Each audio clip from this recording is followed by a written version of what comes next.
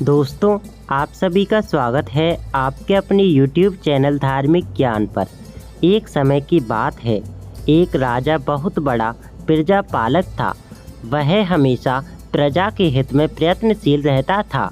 वह इतना कर्मठ था कि अपना सुख ऐशो आराम सब छोड़कर सारा समय जन कल्याण में ही लगा देता था।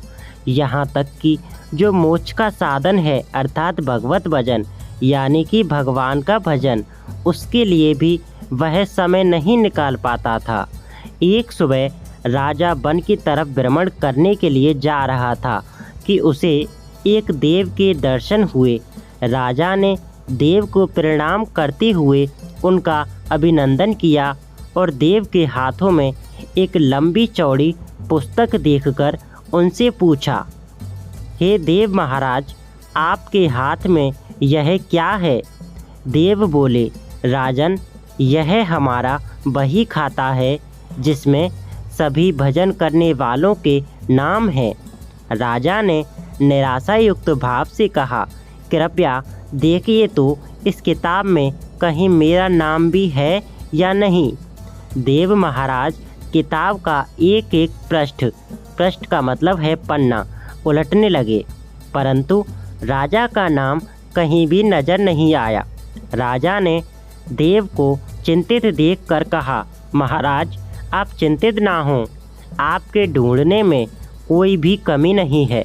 वास्तव में ये मेरा दुर्भाग्य है कि मैं भजन कीर्तन के लिए समय नहीं निकाल पाता और इसीलिए मेरा नाम यहाँ नहीं है। उस दिन राजा के मन में आत्मग्लानि सी उत्पन्न हुई, लेकिन इसके बावजूद उन्होंने इसे नज़रअंदाज कर दिया और पुनः परोपकार की भावना लिए दूसरों की सेवा करने में लग गए। कुछ दिन बाद राजा फिर सुबह वन की तरफ टहलने के लिए निकले तो उन्हें वही देव महाराज के दर्शन हुए। इस बार भी उनके हाथ में एक पुस्तक थी। इस पुस्तक के रंग और आकार में बहुत भेद था और यह पहली वाली पुस्तक से काफ़ी छोटी भी थी। राजा ने फिर उन्हें प्रणाम करते हुए पूछा, देव महाराज, आज कौन सा बही खाता आपने हाथों में लिया हुआ है? देव ने कहा, राजन, आज के बही खाते में उन लोगों का नाम लिखा है जो ईश्वर को सबसे अधिक प्रिय हैं। राजा ने कहा, कितने भाग्यशाली होंगे वे लोग, निश्चित ही वे दिन रात भगवान भजन यानी कि भगवान का भजन में लीन रहते होंगे। क्या इस पुस्तक में कोई मेरे राज्य का भी नागरिक है? देव महाराज ने बही खाता खोला और ये क्या, पहले पन्ने पर पहला नाम राजा का ही था। राजा ने आश्चर्यचकित होकर पूछा, महाराज, मेरा नाम इसमें कैसे लिखा हुआ है? मैं तो मंदिर भी कभी कभार ही जाता हूँ। देव ने कहा, राजन, इसमें आश्चर्य की क्या बात है?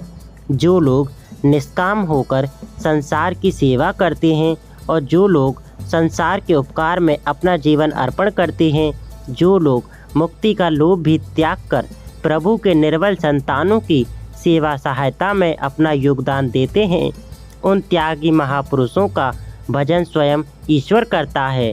ऐ राजन, तू मत पछता कि तू पूजा पाठ नहीं करता, लोगों की सेवा कर, तू असल में भगवान की ही पूजा करता है। परोपकार और निस्वार्थ लोक सेवा किसी भी उपासना से बढ़कर है। देव ने वेदों का उदाहरण देते हुए कहा, कर्म करते हुए 100 वर्ष जीने की इच्छा करो तो कर्म बंधन में लिप्त हो जाओगे राजन। भगवान दीन दयालु हैं, उन्हें खुशामद नहीं भाती बल्कि आचरण भाता है। सच्ची भक्ति तो यही है कि परोपकार करो, दीन दुखियों का हित साधन करो। अनाथ, विधवा, किसान व निर्धन आज अत्याचारियों से सताए जाते हैं, इनकी यथाशक्ति सहायता और सेवा करो और यही परम भक्ति है। राजा को आज देव के माध्यम से बहुत बड़ा ज्ञान मिल चुका था और अब राजा भी समझ गया कि परोपकार से बड़ा कुछ भी नहीं है और जो परोपकार करते हैं वही भगवान के सबसे प्रिय होते हैं। मित्रों, जो व्यक्ति निस्वार्थ भाव से लोगों की सेवा करने के लिए आगे आते हैं, परमात्मा हर समय उनके कल्याण के लिए यत्न करते हैं। हमारे पूर्वजों ने भी कहा है, परोपकाराय पुण्याय भवति, अर्थात दूसरों के लिए जीना, दूसरों की सेवा को ही पूजा समझकर कर्म करना, परोपकार के लिए अपने जीवन को सार्थक बनाना ही सबसे बड़ा पुण्य है। और जब आप भी ऐसा करेंगे तो स्वतः ही आप वह ईश्वर के प्रिय भक्तों में शामिल हो जाएंगे।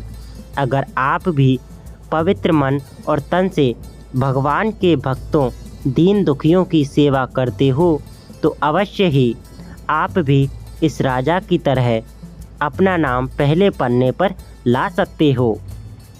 आशा है कि आपको यह कहानी पसंद आई होगी।